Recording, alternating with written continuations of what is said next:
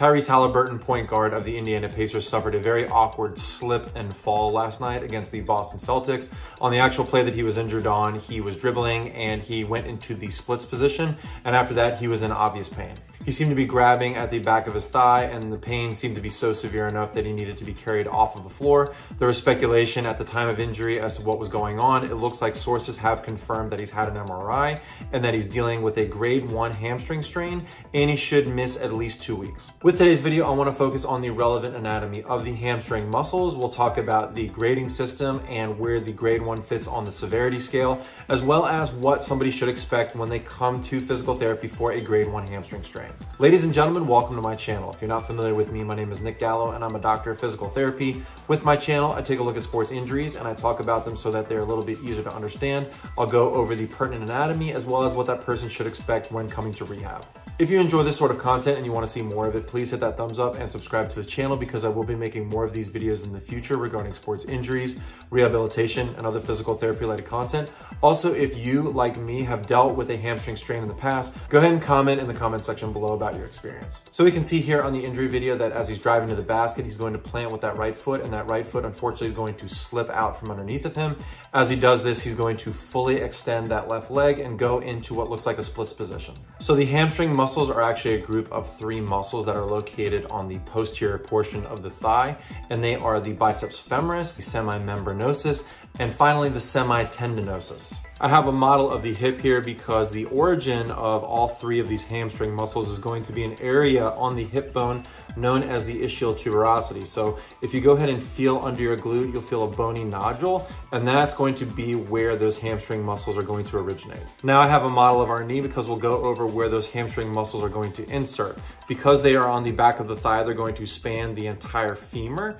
And as we flip to the back of the model here, they're actually going to cross the knee joint and they're going to insert on the tibia and the fibula. It's important to know the attachments of the hamstring muscles because that's going to dictate what the function is. One of the major functions of the hamstring muscles is going to be flexion of the knee joint. So anytime we are activating the hamstring muscles, you're going to be bending your knee like so. And anytime you're going to be stretching the hamstring muscles, that's when you're going to be extending that knee joint. Because these muscles of the hamstring are going to originate on that ischial tuberosity, they're going to play a major role in hip extension as well. Or anytime we're talking about hip extension, think about pushing your thigh backwards. And once again, because it's involved in hip extension when those muscles are activated, anytime somebody goes into hip flexion where that femur is going to come forward, that is also going to stretch these hamstring muscles. Anytime the hamstring muscle is going to either be overly active in a sporting event, this can lead to straining of the muscle, as well as anytime a person is going to stretch beyond their natural muscle length. So as we look in the injury video again, when he goes into that splits position, he's going into knee extension as well as hip flexion. So both joints that are involved with the hamstring are going to go in a stretch position, and it's clearly well beyond his normal length of the musculature, which is going to lead to injury. There is an in the clinic or on the field test we can do to determine if somebody is dealing with a hamstring strain. Essentially what we're going to do is place that person either laying down or sitting with their legs hanging off of a table, and we're going to passively move that person's leg into a stretched hamstring position. And if that reproduces pain in the back of their thigh, that makes us think that they're dealing with a hamstring injury. One thing we'll also do is we're going to do a muscle test. So we want to see their strength after something like this. We'll have them engage that hamstring muscle either in that prone or that seated position. And once again, if this is reproducing the person's pain, this also leads us to believe that they're dealing with a hamstring injury. When we look at the injury video, it looks like he immediately is grabbing towards that hamstring area anyway, more so towards that ischial tuberosity. And the gold standard, of course, to confirm this is going to be that MRI, which he had today. And that brings us into the grading system. In a grade 1 hamstring strain, this is where you're getting overstretching of the muscle that's also accompanied by few tearing of the muscle fibers.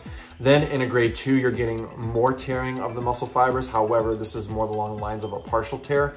And finally, in a grade 3, this is where you're getting a full rupture of the hamstring muscle. Now let's go ahead and talk about recovery time. So obviously in this case, a grade 1 is the best case scenario. As of right now, they're predicting that he could miss at least 2 weeks.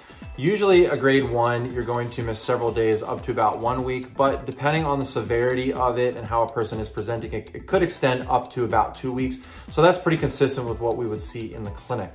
Anytime we get somebody with an acute hamstring strain in physical therapy, immediately what we're going to do is we're going to follow that acronym RICE, where R stands for rest, I stands for ice, C stands for compression, and E stands for elevation.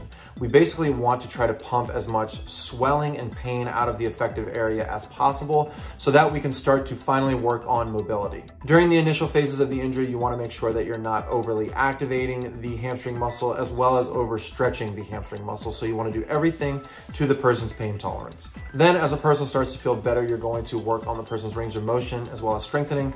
But once again, it's extremely important to not push past the point of pain because you want the muscle to heal fully. Once they start to improve with physical therapy and have good follow-up visits, then you can start to work in sport-specific movements. So it looks like as of right now, Haliburton does have some time in recovery. However, it's not nearly as bad as it could have been with a grade 3 strain because a lot of times grade 3s are accompanied by surgery. If I happen to hear any updates regarding Tyrese Haliburton's case, I'll be sure to update everybody in the comment section. Also, if you happen to hear anything, please feel free to update us as well. So we wish Tyrese Haliburton the best of luck moving forward. It looks like he dodged a major bullet here by having one of those low-grade strains. Thank you so much for tuning into my video today. If you enjoy this sort of content, I'm going to go ahead and link another one of my playlists so that you can watch some of the videos that I've also talked about in the past. Thank you so much for tuning in, and I'll see you next time.